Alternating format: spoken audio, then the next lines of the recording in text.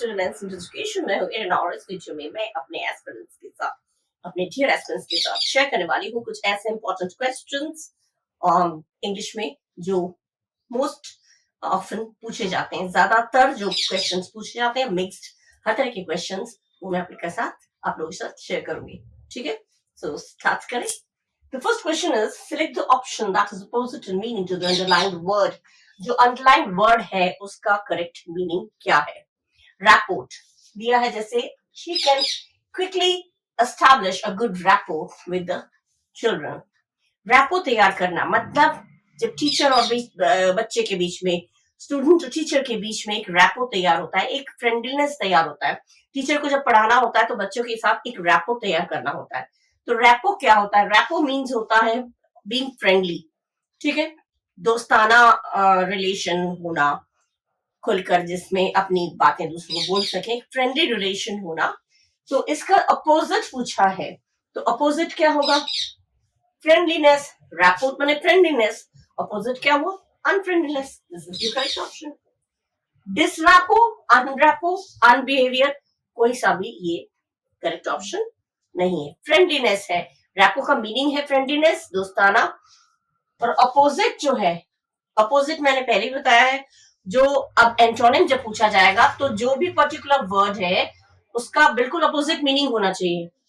ठीक है, रैपो माने दोस्ताना, अनरैपो अनबिहेवियर, डिसरैपो एक वर्ड नहीं है, ये इसमें कोई देख के लग रहा है नेगेटिव, लेकिन इसका करेक्ट जो मीनिंग होगा वो होगा अनफ्रेंडलीनेस। रैपो मीन्स फ्रेंडलीनेस, तो इसका अपोजिट हो गया unfriendliness. Simple. Next is choose the correct figure of speech in this sentence. Death lays its icy hands on kings. Correct figure of speech, सही अलंकार कहते हैं ना। तो करेक्ट डेथ, अब इसमें लाइन में death lays its icy hands on kings, मौत और हाथ, मौत अपने हाथ राजाओं पर। तो मौत क्या है? कभी जब हंसी उसके चेहरे होठों पे बैठी है, गुस्सा उसके नाक पे बैठा है, ये हंसी, गुस्सा या experience is the best teacher, अनुभव सबसे अच्छा टीचर है, सबसे बेस्ट टीचर है। या डेथ, डेथ तो जो जिसमें जान नहीं होती है, उन चीजों को जब हम जानदार करके पेश करते हैं तो वो कहलाता है पर्सोनिफिकेशन। कहते हैं ना, हंसी उसके होठों पे बैठी है, तो बैठने का काम क्या है? जानदार लोगों का है, लिविंग थिंग का है। तो नॉन लिविंग थिंग को जब हम, हंसी तो नॉन लिविंग थिंग है, बैठी है करके हमने उसको लिविंग थिंग बना दिया, लिविंग थिंग करके प्रेजेंट कर रहे हैं। वैसे ही डेथ है, डेथ हाथ, मौत के हाथ कहाँ होते हैं? हाथ तो लिविंग थिंग के होते हैं। तो मौत के हाथ, मौत ने अपने हाथ फैला रखे हैं, तो ये क्या है? हमने नॉन लिविंग थिंग को लिविंग थिंग के रूप में प्रेजेंट किया। जब भी हम नॉन लिविंग थिंग को लिविंग थिंग के रूप में प्रेजेंट करते हैं वो हमारा होता है पर्सोनिफिकेशन, हिंदी में बोले तो मानवीकरण। ठीक है, तो इसका करेक्ट मेटाफोर क्या होता है? मेटाफोर नहीं, मेटाफोर जो होता है तुलना करना होता है, दो चीजों के बीच तुलना, लेकिन तुलना करने वाले शब्द सो, एज, लाइक, इनका यूज नहीं होता है। ठीक है, the camel is like a ship of desert, ये लाइक का वर्ड यूज कर दिया तो सिमिली, और camel is the ship of desert, ये हो गया मेटाफोर, क्योंकि कैमल की तुलना हम डेजर्ट के शिप से कर रहे हैं, कैमल की तुलना शिप से कर रहे हैं। तो अगर लाइक करके बात की तो वो सिमिली हो जाता है, और अगर लाइक का यूज नहीं किया, camel is like the ship of desert, ये हो गया सिमिली, और camel is the ship of desert, ये हो गया मेटाफोर। तुलना दोनों में ही हमने मीनिंग सेंस एक ही दे रहा है, कैमल की तुलना हम शिप से कर रहे हैं। ठीक है, तो वो हो जाता है मेटाफोर, सिमिली। सिमिली नहीं है, मेटाफोर नहीं है। एपोस्ट्रोफी में तो एपोस्ट्रोफी लगा रहता है, जो एपोस्ट्रोफी एस लगाता है, एपोस्ट्रोफी तो पहचान है सबसे, कॉमा लगा रहता है एपोस्ट्रोफी, तो एपोस्ट्रोफी ऐसे लगा रहता है, एपोस्ट्रोफी वो है, तो वो तो है ही नहीं, इसमें है ही नहीं।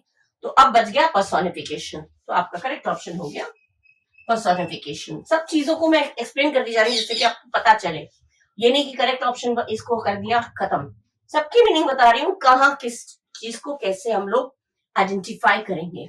ठीक है, मे बी कोई और क्वेश्चन आया जिसमें सिमिली पूछा गया हो, मेटाफोर पूछा गया हो, तो you can easily choose the correct option. आपको मीनिंग मालूम होगा तो आप करेक्ट ऑप्शन चूज कर सकते हैं।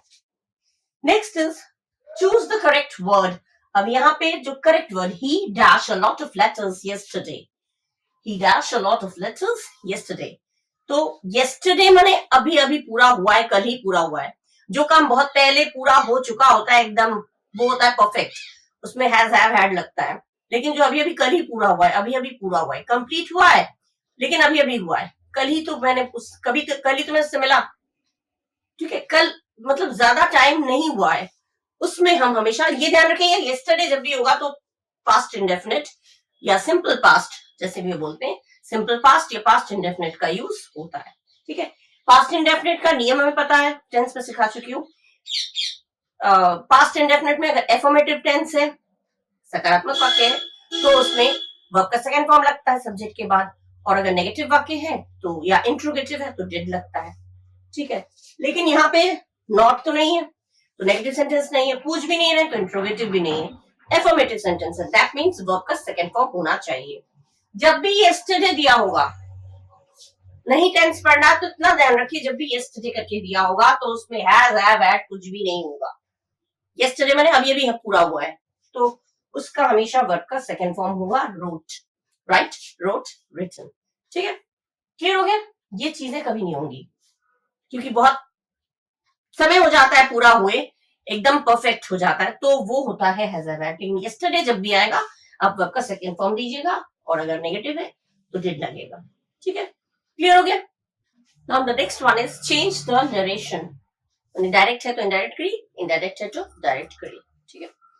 ये है इनडायरेक्ट, ये है डायरेक्ट स्पीच जिसको हमें इनडायरेक्ट में चेंज करना है। He said I bath regularly. बात, अच्छा BATH बात हो जाता है नाउन, स्नान, और BATHE मतलब होता है स्नान करना, ये वर्ब हो गया, ठीक है। BATHE वर्ब हो जाता है और BATH नाउन हो जाता है। अगर स्नान करना, करने की इंग्लिश भी आ गई तो BATHE, और अगर BATH किया तो केवल स्नान, उसका मीनिंग केवल स्नान होता है, ठीक है। तो बात, ये कौन सा टेंस है? ही सेड, सब्जेक्ट के बाद क्या आया? सब्जेक्ट के बाद वर्ब का फर्स्ट फॉर्म, मतलब ये प्रेजेंट इंडेफिनिट है। प्रेजेंट इंडेफिनिट का नियम क्या है? कोई भी प्रेजेंट जो है वो उसी टेंस का पास्ट बन जाता है। प्रेजेंट इंडेफिनिट है तो पास्ट इंडेफिनिट हो जाएगा। बात का पास्ट फॉर्म क्या होगा? BATHEAD, बाद, बात या बेद, तो बात, ही बात रेगुलरली, तो आई के जो है चेंज होगा, बोलने वाले के अनुसार बोलने वाला ही है तो आई का हो जाएगा ही, और BATH में लग जाएगा, सेकंड फॉर्म हो जाएगा तो ED लग जाएगा, दैट्स ऑल। टेंस चेंज नहीं करना है, ठीक है। इसमें इन्होंने हैड लगा दिया, टेंस चेंज कर दिया, इसमें हैज कर दिया, टेंस चेंज कर दिया, और टू का बात नहीं होगा, सेड दैट ही टू का बात, ये नहीं होगा। ही सेड वर्ब का सेकंड फॉर्म होना चाहिए, टेक, टुक, टेक का सेकंड फॉर्म टेक तो दिया ही नहीं है, जब टेक नहीं दिया है तो टुक क्यों बोलेंगे? बोलने की जरूरत ही नहीं है, तो तीनों गलत है। आपका सही ऑप्शन हो गया ही सेड दैट, दैट लगा, इन्वर्टेड कॉमा रिमूव करके दैट लगता है, फिर आई का बना दिया ही, BATHED, बात रेगुलरली, करेक्ट ऑप्शन हो गया बी, ठीक है। सिंपल है, ये टेंस चेंज कर दिया, ये नहीं होगा, यहाँ पे टेक नहीं है तो टुक कहां से आएगा? ये भी गलत है, ठीक है। Next is choose the one which can be substituted for the given sentence.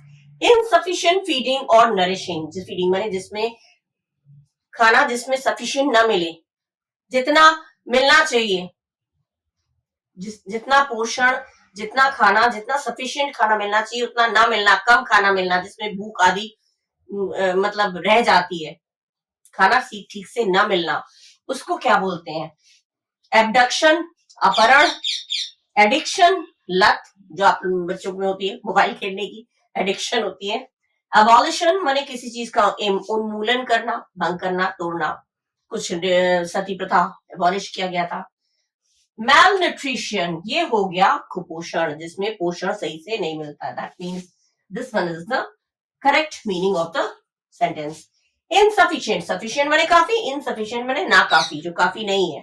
Feeding और नरिशिंग, जिसमें पोषण सही से नहीं मिल रहा है, जिसमें खाना ठीक से नहीं मिल रहा है, पोषण सही से नहीं मिल रहा है, उसको क्या बोलते हैं? एक वर्ड में मैल न्यूट्रिशन बोलते हैं। ये सारे नहीं होंगे जिनकी मीनिंग मैंने दे रखा है। इसका मीनिंग आपके लिए फीडिंग माने खाना, ठीक है, और इनसफिशिएंट माने जो काफी ना हो, तो इन सब से बिल्कुल हटकर है ये मैल न्यूट्रिशन, कुपोषण, ये हो गया correct option. Simple. Now the next one is select the appropriate meaning of the underlined word. जो underlined word है या sentence है, word या sentence जो भी है उसका हमें correct synonym, correct meaning, I'm sorry, correct meaning आप लोगों को बताना है. The apple of discord among the brothers was their father's mansion in the country. Apple of discord, झगड़े का कारण. Apple of discord जो idiom है इसका मतलब होता है झगड़े की वजह या झगड़े का कारण. पिता के मैंशन, जो पिता का जो मैंशन है, जो हवेली है देश कंट्री में, उसको लेकर वही झगड़े का कारण है. प्रॉपर्टी में होता है झगड़े का कारण बनता है. तो झगड़े का कारण ये मीनिंग जिसका होगा, क्योंकि एप्पल ऑफ डिस्कॉर्ड बने झगड़े का कारण, झगड़े का कारण से मिलता जुलता जो भी होगा वो हमारा होगा उसका correct meaning. Reason for quarrel देखिए पहले ही दे रखा है. रीजन बने वजह, क्वेरल बने लड़ाई, लड़ाई का कारण. होपफुल अटेंशन, अटेंशन माने ध्यान खींचना. होपफुल अटेंशन, अटेंशन तो होगा ही नहीं, ध्यान खींचना. ध्यान खींचना उम्मीद के साथ है, ध्यान किसी का खींचना ये नहीं होगा. सिंसियर अफेक्शन, अफेक्शन माने प्यार, पॉजिटिव क्वालिटी हो गई, ये नहीं होगा क्योंकि ये झगड़े का कारण नेगेटिव क्वालिटी है. तो होपफुल अटेंशन, उम्मीद के साथ ध्यान खींचना, तो ये पॉजिटिव क्वालिटी हो गया. ध्यान खींचना कोई खराब बात नहीं है. अफेक्शन, प्यार करना, किसी के प्रति प्यार से, सिंसियर ईमानदारी से किसी के प्रति प्यार होना, अफेक्शन होना, लव होना, ये भी पॉजिटिव क्वालिटी है. और फ्रूटफुल डिस्कशन माने कोई ऐसा डिस्कशन, कोई ऐसा विचार विमर्श जिसमें फल निकल कर आए, बढ़िया फल निकल कर आए, ये भी पॉजिटिव क्वालिटी हो गया. फल नहीं निकला तो नेगेटिव क्वालिटी. कोई ऐसा डिस्कशन जिसमें अच्छा फल निकल कर आया, रिजल्ट निकल कर आया, ये अच्छी क्वालिटी है, ये भी अच्छी क्वालिटी है, ये भी अच्छी क्वालिटी है. और जो मीनिंग, जो अंडरलाइन वर्ड है वो नेगेटिव क्वालिटी का है, तो जो मीनिंग होगा वो भी नेगेटिव होगा. ठीक है. एप्पल ऑफ डिस्कॉर्ड झगड़े के कारण, रीजन फॉर क्वेरल मतलब भी झगड़े का कारण. सिंपल. ठीक है. Select the word that fits the analogy. Yes, fit. Explicit, implicit. Explicit के साथ implicit. Explicit माने एकदम स्पष्ट, मुखर, जिसे कहते हैं एकदम मुखर है, एकदम बहुत मुखर है, बहुत स्पष्ट बात करता है. ठीक है. एक्सप्लिसिट स्पष्ट बात करना, तो उसका इम्प्लिसिट क्या हो गया, अपोजिट हो गया. ठीक है. इम्प्लिसिट बने अस्पष्ट. अब एक्सप्रेस, जब यहाँ अपोजिट मीनिंग दिया है तो यहाँ भी अपोजिट मीनिंग होना चाहिए. एक्सप्रेस माने अपना विचार व्यक्त करना, तो यहाँ पे क्या होगा, विचार व्यक्त करने से रोकना, उल्टा होना चाहिए, क्योंकि बिकॉज दिस इज अपोजिट, तो this should also be the opposite of this word. यहाँ पे भी इस वर्ड का अपोजिट विलोम होना चाहिए. ठीक है. इम्प्रेस नहीं होगा, एक्सप्रेस का इम्प्रेस, इम्प्रेस करना मतलब अपना प्रभाव डालना, छाप छोड़ना, ये नहीं हो रहा. एक्सप्रेस का अपोजिट नहीं हो रहा. कंप्रेस माने सिकुड़ना, सिकुड़ना और व्यक्त करना दोनों अपोजिट नहीं है. ठीक है. सप्रेस माने दबाना, किसी को अपने नीचे दबाना, दबाना, तो दबाना नहीं होगा, दबाना अलग चीज हो जाती है. Sorry.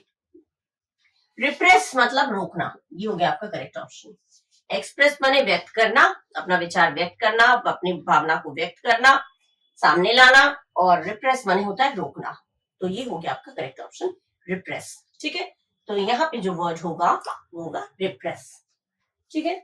Select the most appropriate synonym of the underlined word. Underlined word, the king was known for his merciful way of forgiving first-time wrongdoers. राजा जब वो जाना जाता था अपनी मर्सीफुल तरीके से, पहली बार जो गलती करता, फर्स्ट टाइम रॉन्ग डूअर्स में पहली बार जो गलती करता था उसको फॉरगिव कर देते थे, माफ कर देते थे. ये इस बात के लिए वो जाने जाते थे, इस बात के लिए वो प्रसिद्ध थे. तो मर्सीफुल, मर्सी मतलब दया, दयालु. ठीक है. अब दयालु से मिलता जुलता जो होगा वो होगा हमारा एप्रोप्रिएट सिनोनिम. सिनोनिम माने पर्यायवाची, पर्यायवाची एकदम सेम मीनिंग का होता है. तो ब्रूटल माने क्रूर, नहीं हुआ. मर्सीफुल क्या है, दयालु, दयालु क्या है, पॉजिटिव क्वालिटी, अच्छी क्वालिटी. तो इसका जो सिनोनिम होगा वो भी अच्छी क्वालिटी होना चाहिए, है ना. अपोजिट हो जाएगा तो एंटोनिम हो जाएगा, लेकिन इसमें सिनोनिम पूछा गया है. तो ब्रूटल नेगेटिव क्वालिटी है, क्रूर, स्टबर्न जिद्दी, जिद्दी होना भी अच्छी बात नहीं है. लीनियंट, लीनियंट बने दयालु, मर्सीफुल बने दयालु. This is your correct option, lenient या फिर दयालु. ग्रेटफुल आभारी है तो अच्छी क्वालिटी, लेकिन आभारी इन द सेंस मैच नहीं कर रहा है। किसी के प्रति आभारी होना और दयालु होना, वो दोनों, दीज आर डिफरेंट थिंग्स। किसी ने आपके साथ किसी ने आपको कुछ अच्छा कर दिया, आप उसके प्रति बड़ी आभारी हैं और दयालु दोनों एकदम डिफरेंट थिंग है, एकदम अलग चीजें हैं। तो ये सिनोनिम नहीं कहा जाएगा, ठीक है। मर्सीफुल बने दयालु, लीनियंट बने दयालु, बस हो गया मैच।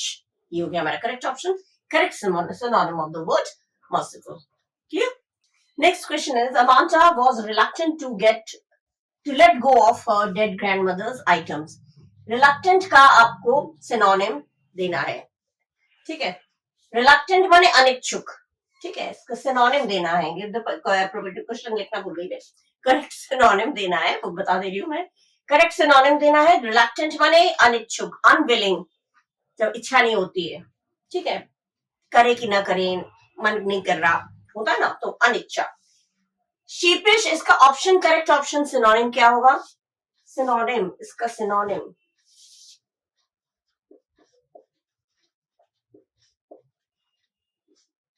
सिनोनिम आपका होगा शीपिश माने दब्बू, डरपोक, ये नहीं होगा, ठीक है।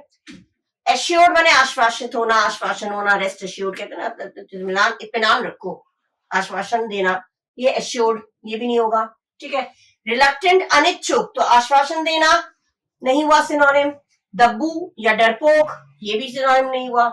हिचकिचाना, हाँ ये हो सकता है, हिचकिचाना, क्योंकि डिटरमिन्ड मतलब दृढ़, पक्का इरादा होना, डिटरमिन्ड, पक्का इरादा होना, अनिच्छा होना, नहीं मैच कर रहा है। पक्का इरादा होना, आश्वासित होना, दब्बू होना, कोई भी रिलक्टेंट से मैच नहीं कर रहा है। रिलक्टेंट माने अनविलिंग, करे कि ना करे, जाए कि ना जाए। कभी बच्चे को स्कूल के लिए उठा देते हैं ना, मम्मी लोग उठा देते हैं, उठो, अरे मन नहीं कर रहा, जाए कि ना जाए, तो वो रिलक्टेंटली कोई काम आप करते, इच्छा नहीं होती फिर भी, तो हेजिटेंट मतलब भी वही झिझकना, अनिच्छा होना।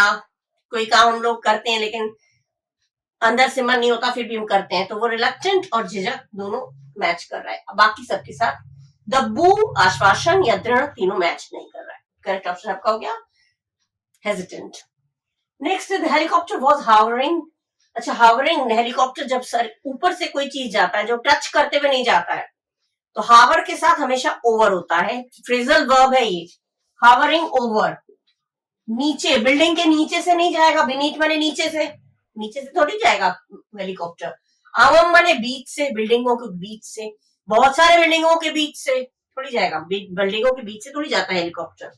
बिसाइड्स माने के अलावा, बिसाइड्स का तो मीनिंग ही अलग है, बिसाइड माने बगल से और बिसाइड्स माने के अलावा, तो आपका करेक्ट ऑप्शन हो गया ओवर। हावरिंग जब भी दिया होगा, हावरिंग माने ऊपर से मंडराना, जिसे कहते हैं ना, ऊपर मंडरा रहा है, तो हावरिंग ओवर, हावरिंग के साथ हमेशा ओवर रहता है, ये फ्रेजल वर्ब है, ठीक है। ऊपर, बिल्डिंग के ऊपर मंडराना, जो टच में नहीं रहता है लेकिन ऊपर से जाता है, तो उससे ओवर होता है, इसलिए hovering over the building, helicopter hovering over the building, ठीक है। Select the appropriate article. Article में एक चीज ध्यान रखिए, जब द मोर करके यहां भी दिया है, मोर करके यहां भी दिया है, तो हमेशा द आएगा दोनों में, हमेशा, और कोई कुछ भी नहीं आ सकता। डिजायर्स आर नेवर एंडिंग, इच्छाएं कभी खत्म नहीं होती। डिजायर्स आर नेवर एंडिंग, इच्छाएं कभी खत्म, जितना ज्यादा हमें मिलता है उतना ज्यादा हमारी इच्छा बढ़ जाती है। The more you get the more we desire, तो हमेशा द आएगा, मतलब ये जब भी ऐसा होगा, कभी भी, मोर यहाँ भी है, मोर वहां भी है, दो और दोनों के पीछे ऐसे ब्लैंक है, तो हमेशा द आएगा, दोनों में द आएगा और कुछ नहीं आ सकता, ठीक है। जितना ज्यादा हमें मिलता है उतना ज्यादा हमारी इच्छाएं बढ़ जाती हैं, जितना उतना, तो दोनों में द आएगा, ये भी नहीं है, ये भी नहीं है, ये भी नहीं है, ठीक है। ध्यान रखिएगा, ये चीज कॉमन सेंस है, ये हमेशा ऐसा आता है, कोई भी सेंटेंस चेंज करके दे देंगे, लेकिन यही चीज अगर हुई तो आप ध्यान रखिएगा, दोनों में द यूज करना है, ठीक है। Okay, now next question is fill in the blank with appropriate option. इस ब्लैंक में जो एप्रोप्रिएट ऑप्शन है, सटीक ऑप्शन है, उसको हमें फिल करना है। The boy there for a long time, for a long time से द बॉय तो सब्जेक्ट हो गया, फॉर अ लॉन्ग टाइम मतलब बहुत सब लंबे समय से। जब टाइम दिया होता है तो हमारा कौन सा टेंस आता है, हैज बीन, हैव बीन, ठीक है। हैज बीन किसके साथ होता है, थर्ड पर्सन सिंगुलर नंबर, किसी तीसरे की बात हो और वो भी अकेले की बात हो तो हैज बीन, और अदरवाइज हैव बीन। तो द बॉय से यहाँ पे हैज बीन दिया है, हैव बीन दिया है, हैज दिया है और हैज बीन दिया हुआ है। ठीक है, तो इसमें द बॉय के अकॉर्डिंग क्या आना चाहिए? द बॉय के अकॉर्डिंग हमारा आना चाहिए has been. For a long time दिया है तो हैज बीन, हैव बीन होना जरूरी है। इसमें इन्होंने ये BEING बीन किया, ये गलत है। हैज दिया, ये भी गलत है। हैव नहीं आएगा क्योंकि हैव आता है प्लूरल के साथ, और द बॉय हमारा सेंस दे रहा है सिंगुलर। द बॉय मैंने वो लड़का, किसी एक लड़के की बात हो रही है तो हैज बीन आपका हो गया correct option. Simple. For a long time, for 2 years, for 3 years, since, for करके टाइम दिया होता है तो वो ध्यान रखिएगा, वो हमारा परफेक्ट कंटिन्यूअस होता है। ठीक है, परफेक्ट कंटिन्यूअस मतलब परफेक्ट मतलब हैज हैव लगेगा, कंटिन्यूअस मतलब बीन। और अगर फॉर अ लॉन्ग टाइम से यहाँ पे पता चल रहा है कि काफी लंबे समय से, तो हैज बीन। ठीक है, प्लस एनजी लगता है, लेकिन यहाँ पे शॉर्ट सेंटेंस है तो वो बहुत लंबे समय से यहाँ है। तो the boy has been, the boy has been मने है, तो ये हो गया for a long time. Has been आ गया करेक्ट ऑप्शन। सिंपल, कुछ नहीं देखना है। अगर द बॉय करके दिया है तो थर्ड पर्सन सिंगुलर नंबर तो हैज लगेगा, और फॉर अ लॉन्ग टाइम दिया है तो काफी लंबे समय से टाइम की बात हो रही है, समय की बात हो रही है, तो बीन भी लगेगा। ठीक है, हैज बीन हो गया correct option. Clear? Next is select the most appropriate antonym for the underlined word. Firoza was sure her daughter was competent enough to qualify for the finals. Competent. Firoza sure थी कि उसकी daughter finals में qualify करने के लिए काफी competent है। अब इतना मीनिंग ना निकाल के, अब कॉम्पिटेंट का एंटोनिम पूछा है। कॉम्पिटेंट मतलब काफी सक्षम, काफी समर्थ, काफी लायक, योग्य। ठीक है, काफी कॉम्पिटेंट है, फाइनल्स में क्वालिफाई करने के लिए काफी सक्षम है, काफी समर्थ है, काफी योग्य है। ठीक है, अब एंटोनिम मतलब ये पॉजिटिव क्वालिटी है तो एंटोनिम हमारा नेगेटिव क्वालिटी होना चाहिए। ठीक है, कैपेबल क्या है? अच्छी क्वालिटी, पॉजिटिव, तो ये नहीं हो सकता, क्योंकि अगर सिनोनिम पूछा होता तो कॉम्पिटेंट का कैपेबल हो जाता, लेकिन एंटोनिम अगर पूछा है तो कॉम्पिटेंट का एकदम अपोजिट मीनिंग होना चाहिए। ठीक है, सक्षम मतलब योग्य, और बिल्कुल अयोग्य जिसका सेंस थे, एकदम अपोजिट। पॉजिटिव क्वालिटी का नेगेटिव क्वालिटी होना चाहिए जब भी एंटोनिम पूछा जाए। कैपेबल नहीं है, कैपेबल सक्षम, पॉजिटिव क्वालिटी होगा। मितव्ययी, ये भी नहीं है। कम खर्च करना, ये सेंस ही नहीं दे रहा है। कम खर्च करने की बात और एक समर्थ होना, सक्षम होना, दोनों में कोई मैच ही नहीं है। ठीक है, वाइज माने बुद्धिमान, बुद्धि की बात नहीं हो रही है यहाँ पे, बुद्धिमान की बात थोड़ी हो रही है। इनेप्ट माने अयोग्य, तो करेक्ट ऑप्शन आपका हो गया इनेप्ट। इनेप्ट माने अयोग्य। कॉम्पिटेंट माने योग्य, सक्षम, समर्थ, और इनेप्ट माने अयोग्य, असक्षम, असमर्थ। ठीक है, तो कॉम्पिटेंट का अपोजिट हो गया, एंटोनिम हो गया आपका इनेप्ट। विद मीनिंग देती जा रही हूँ जिससे कि आपको माइंड में एकदम फीड हो जाए कि हाँ इनेप्ट, कभी कुछ चीजें तो है वाइज कैपेबल मालूम है, फ्रूगल नहीं मालूम, या इनेप्ट नहीं मालूम। Correct meaning you should know, then only you will be able to choose the correct option. ठीक है, करेक्ट मीनिंग मालूम होगा तो आप करेक्ट ऑप्शन इजिली चूज कर लेंगे, इसलिए मैं बताती भी रहती हूँ और लिख भी देती हूँ। ठीक है, now next one, which figure of speech is used in the following sentence? Figure of speech, अलंकार। Variety is the spice of life. विविधता, विभिन्नता, विविधता हमारे जीवन का स्पाइस है, मसाला है।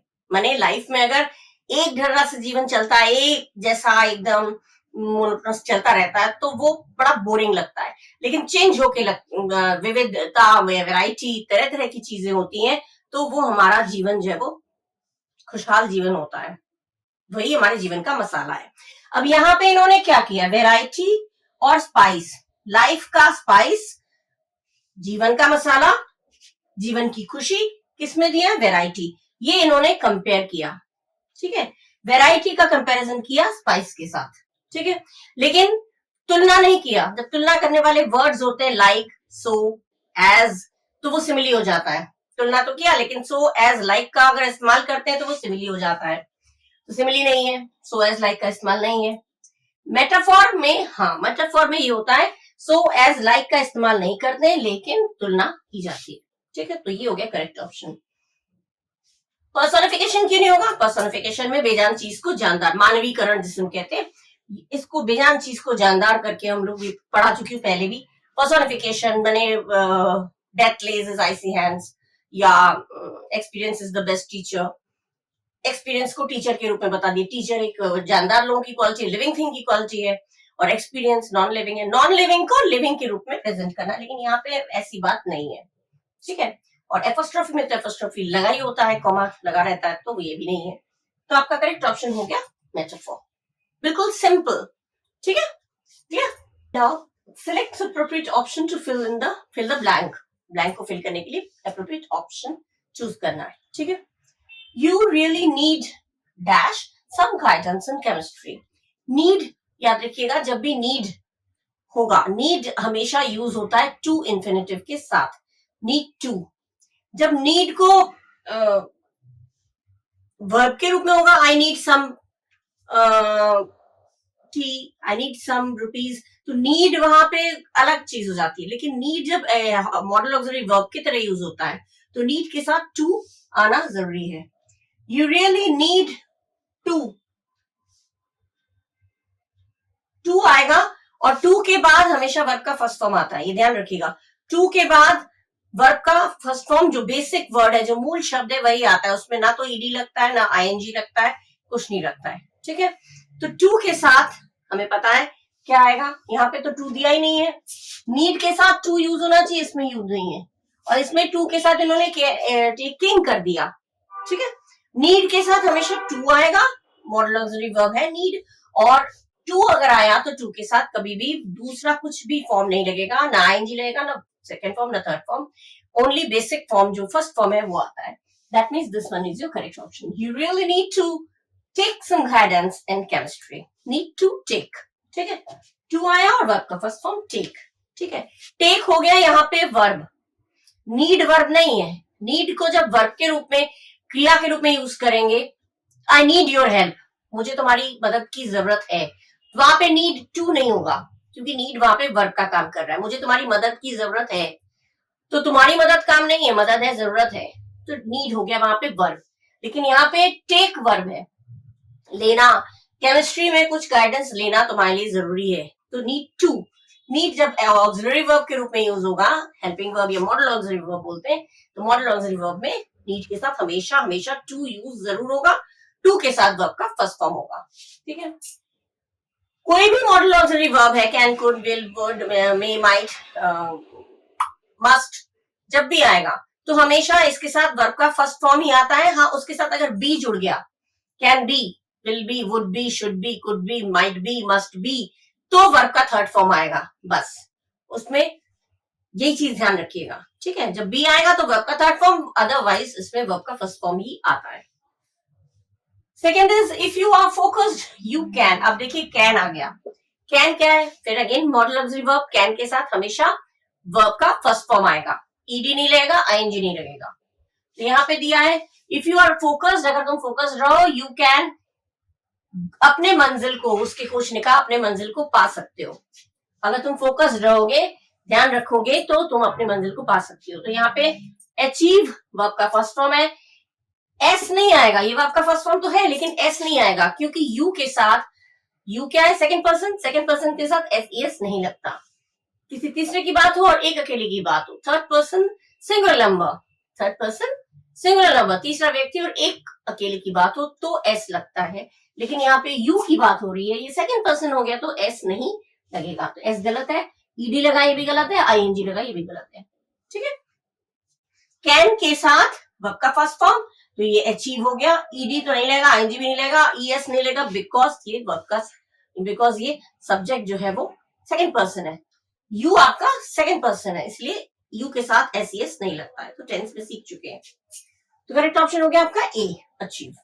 Next is he lived a hand, अच्छा हैंड टू माउथ, ये इडियम है एक तरह से, बहुत कठिन, बहुत मुश्किल भरा जीवन वो जीता है, तो हैंड टू माउथ ये इडियम्स ही है, ये इसको बोलते ही है, इसको हैंड टू माउथ, बहुत मैंने रोज कमाता है रोज खाता है, मतलब उसकी जिंदगी ऐसी है, ठीक है, उसकी हालत, फाइनेंशियल हालत बहुत खराब है, he lives hand to mouth, hand to mouth कहावत है, जब भी ये आएगा तो ये ध्यान रखिएगा टू ही आता है और कुछ नहीं आएगा, hand in mouth, hand for mouth, hand inside mouth, hand inside mouth, ये पढ़ के ही पता चल जाता है ये गलत है, ठीक है।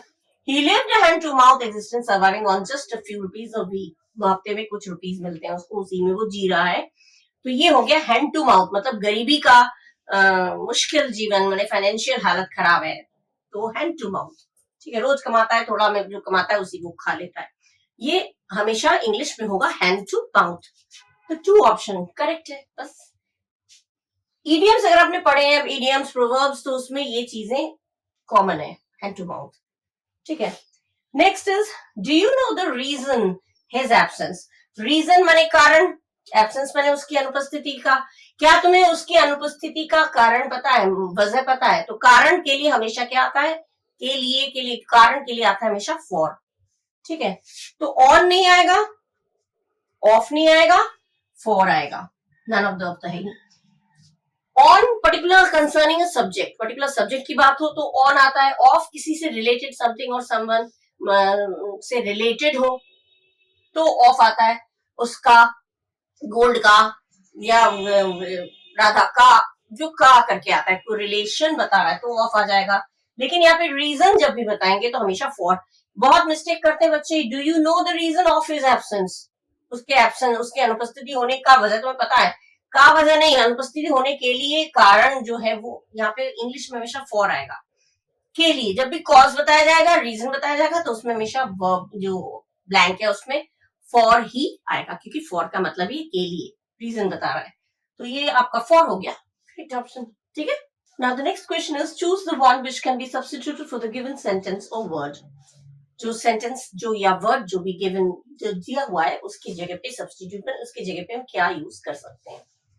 Governed bye a sense of duty, जिसमें कर्तव्य निष्ठा, ड्यूटी माने कर्तव्य और सेंस माने समझ, कर्तव्य करने की समझ हो, कर्तव्य करने की, ड्यूटी करने की सेंस हो.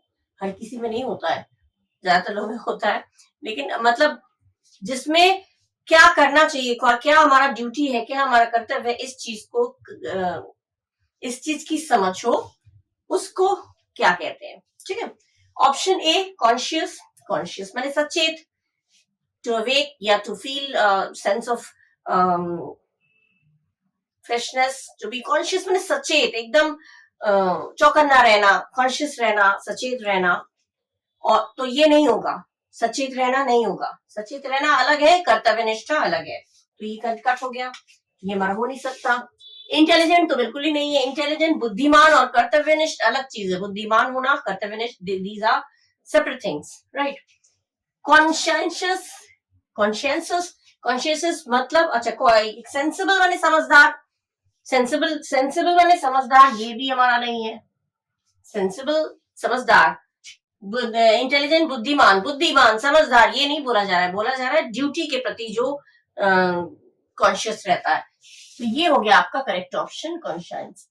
कॉन्शियस, दिस इज रॉन्ग, ये आपका नहीं है. कॉन्शियंशियस मतलब हो गया कर्तव्यनिष्ठ, ईमानदार, जिसे कर्तव्य करने की समझ हो, वो हो गया कॉन्शियंशियस. ठीक है. तो करेक्ट ऑप्शन आपका हो गया ऑप्शन डी. मीनिंग्स दी रखा है मैंने जिससे कि आपको कंफ्यूजन ना हो.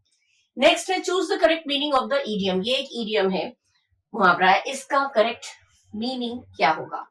Be in the I of a storm. Storm माने तूफान, तूफान की आंखों में, मतलब क्या आंखों में. Be caught in a heavy rain, भारी बारिश में फंस जाना, नहीं. Be very worried due to something, किसी चीज के वजह से बहुत वरीड रहना, बहुत चिंतित रहना, no. Be in a conflict with many people, बहुत सारे लोगों के साथ कॉन्फ्लिक्ट माने लड़ाई, संघर्ष, बहुत सारे लोगों के साथ लड़ाई चल रही है, नहीं, ये भी नहीं होगा. इसका करेक्ट मीनिंग होगा be in the middle of a difficult situation, कोई कठिन परिस्थिति के बीच होना. तूफान में घिरे रहना, तूफान में होना मतलब बहुत डिफिकल्ट सिचुएशन के बीच होना, बहुत मुश्किल परिस्थिति में के बीच होना, उसे कहते हैं be in the I of a storm. Be in the I of a storm का मतलब है to be in the middle of a difficult situation. That means this one is your correct option. Simple. Meanings देखते रहिएगा. In the eye of a storm मतलब middle of a difficult situation. ठीक है. Meaning इस तरह से match करते जाइएगा. Now this one is find out the alternative which will replace the question mark. Question mark जो दिया है यहाँ पे क्या आना चाहिए. पहले हम देख लेते क्या दिया है. Peace और उसके साथ दिया है chaos. पीस माना हो गया शांति, chaos माने हो गया कोलाहल, शोरगुल, शोर शराबा। दोनों क्या हो गए? अपोजिट हो गया। अगर इसका ऑपोजिट दिया है, पीस का ऑपोजिट chaos, दोनों ऑपोजिट मीनिंग है, तो क्रिएशन का भी हमें ऐसा वर्ड देखना होगा जो इसका ऑपोजिट मीनिंग हो। क्रिएशन माने क्या होता है? किसी चीज का क्रिएट करना, निर्माण करना, ठीक है। निर्माण करना, तो इसका ऑपोजिट क्या होगा? बर्बाद करना, खत्म करना, ठीक है। क्रिएशन के साथ बिल्ड, बिल्ड माने निर्माण करना, डिस्ट्रक्शन या बर्बाद करना, कंस्ट्रक्शन निर्माण करना, मैन्युफैक्चर मतलब भी निर्माण करना। तो ये सिनोनिम आ रहे हैं, सिनोनिम तीनों का जब मैच एक जैसा, इसका भी निर्माण करना, इसका भी निर्माण करना, इसका भी निर्माण करना, जब तीन एक जैसे मीनिंग के हैं, सिमिलर मीनिंग के हैं, तो हमारा करेक्ट ऑप्शन यही वाला होगा। डिस्ट्रक्शन माने बर्बादी, किसी चीज का निर्माण करना, किसी चीज को बर्बाद करना।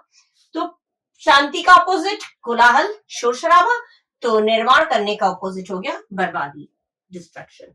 सिंपल, ऑपोजिट मीनिंग है, इसीलिए हमने ऑपोजिट चूज कर लिया, ठीक है।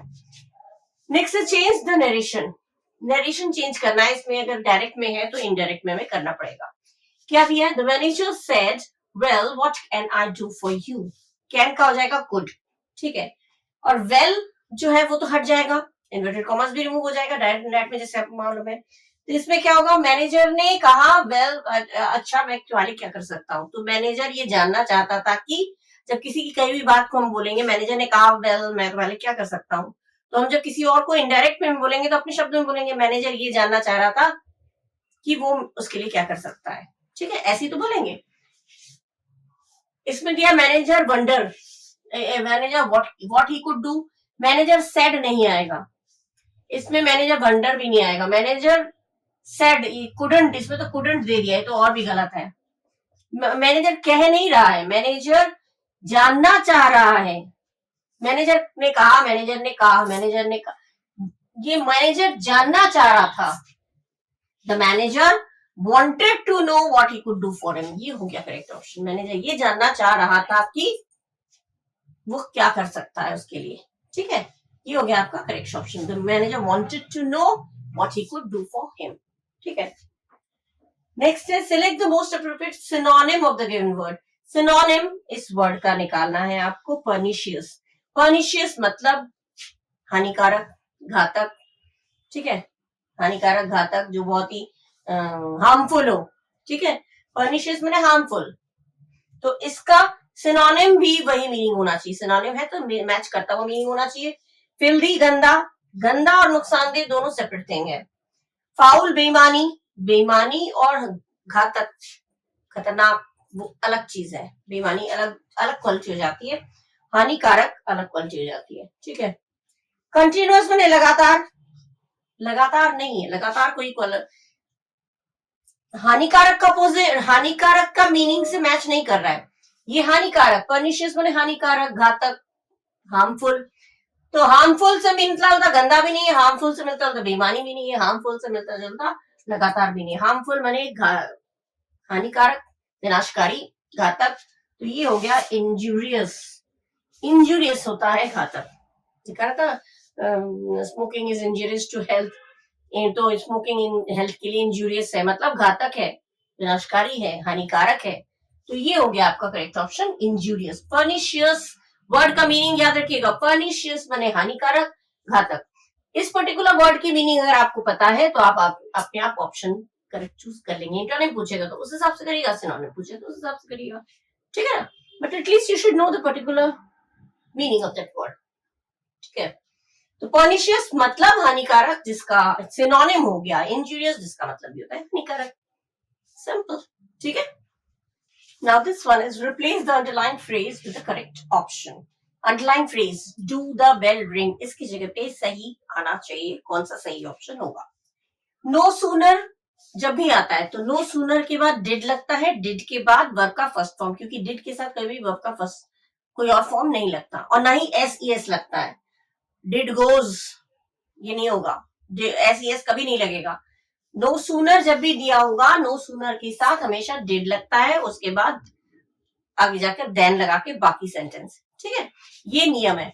तो डिड लगेगा, ये तय है, और उसके साथ वर्ब का फर्स्ट फॉर्म आना चाहिए, और उसमें एस नहीं लगना चाहिए, और कोई और फॉर्म नहीं होना चाहिए, कोई भी वर्ब का दूसरा फॉर्म नहीं होना चाहिए, क्योंकि यू नो डिड के साथ आप लोगों को मालूम है we use first form of the verb.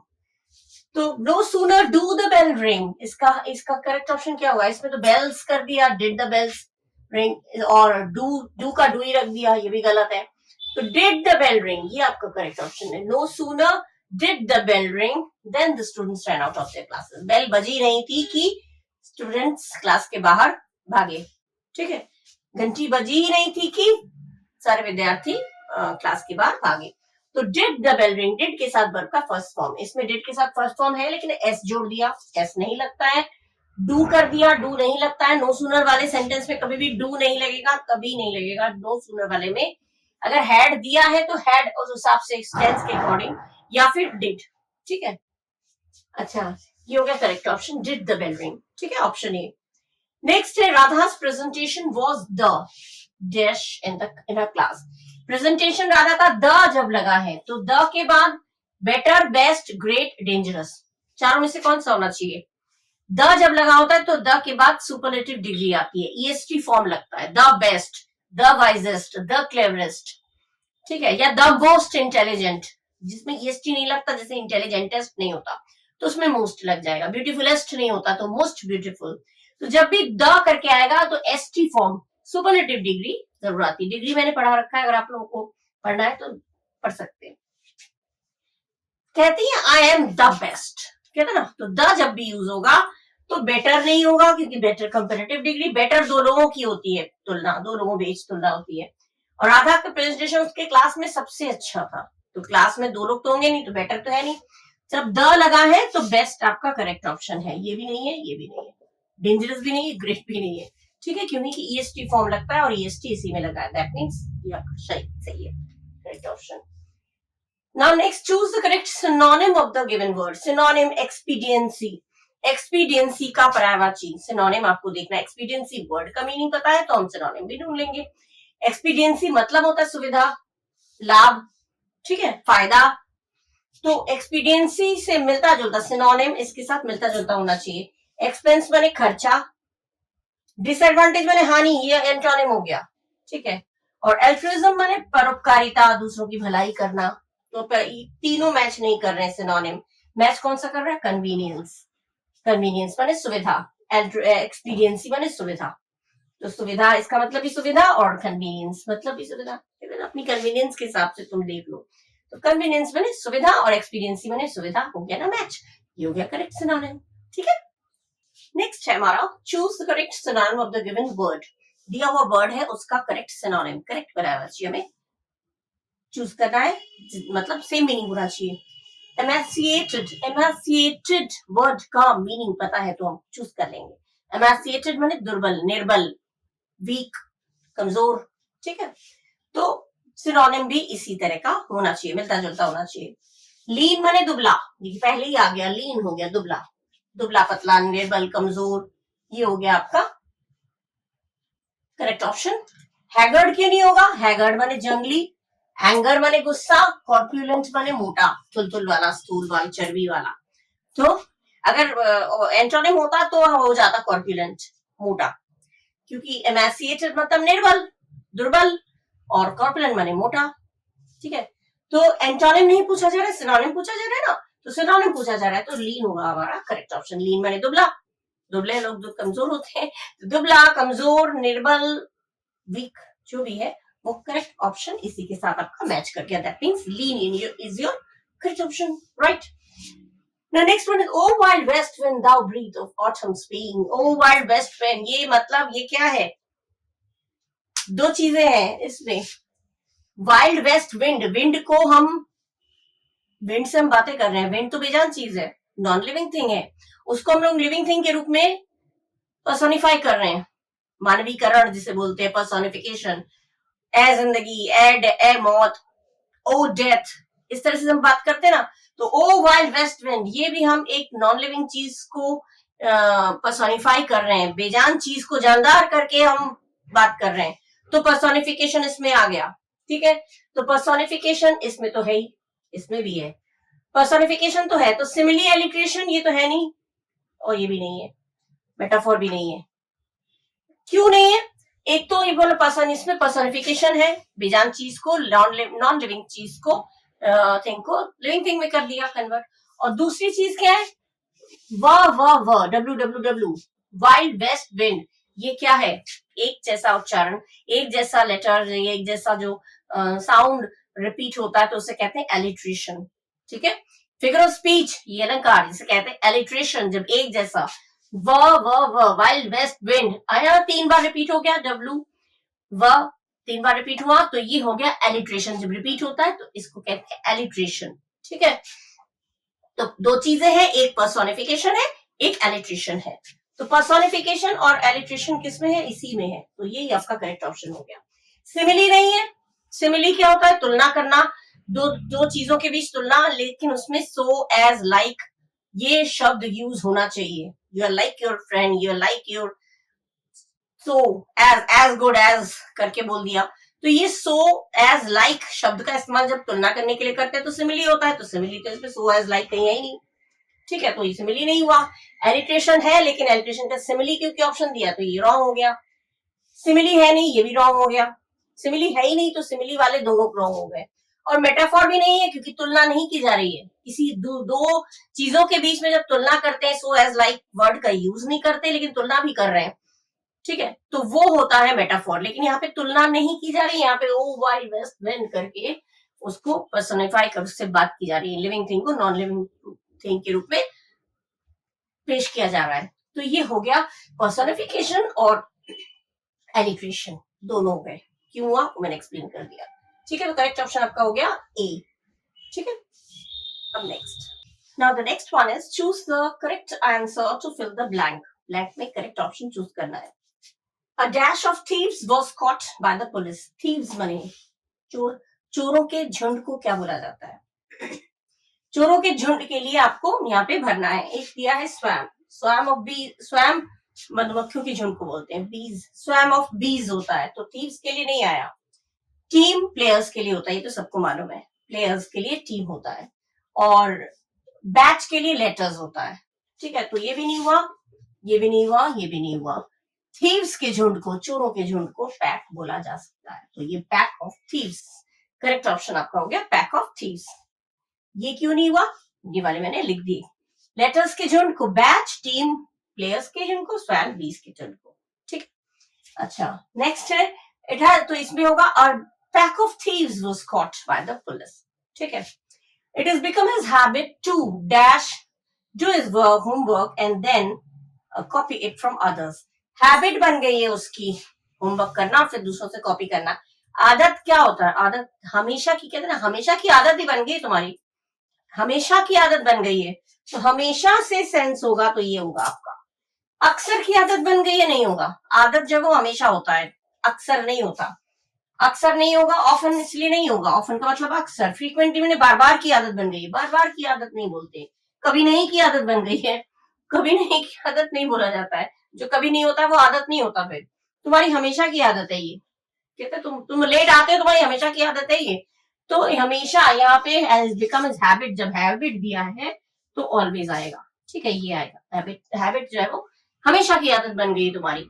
ठीक है, तो इस सेंस से ऑलवेज आपका करेक्ट ऑप्शन है, और ऑफन, फ्रीक्वेंटली और नेवर नहीं होता। ठीक है, फ्रीक्वेंटली मतलब शॉर्ट इंटरवल्स, मतलब बार बार, थोड़ा थोड़ा रुक के बार बार हो रहा है, तो फ्रीक्वेंटली। अक्सर, और अक्सर माने ऑफन, नेवर माने तो कभी नहीं। तो ये आदत के हिसाब से आ गया आपका ऑलवेज।